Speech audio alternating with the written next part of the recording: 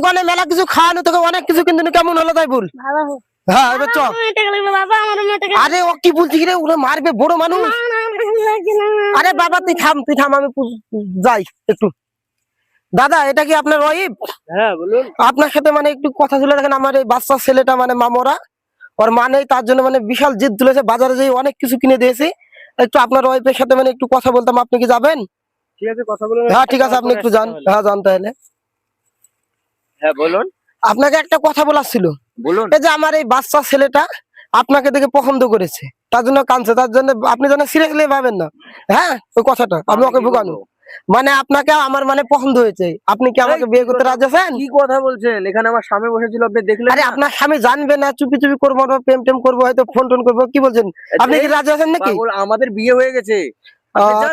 আচ্ছা ঠিক আছে, আবার পরে তাহলে দেখা হবে। যান যান যান, বাজে কথা বলছো। চ বাবা, মেয়েটাকে ভুগালাম, মেয়েটা রাজি হয়নি গো। তোর কাছে মেলা কিছু কিন দিবো তোকে, ঠিক আছে? ওয়ালি থাকবে তোর ভালো, তোর একটা মেয়ে দেখে তোর বিয়ে দিবো। ঠিক আছে।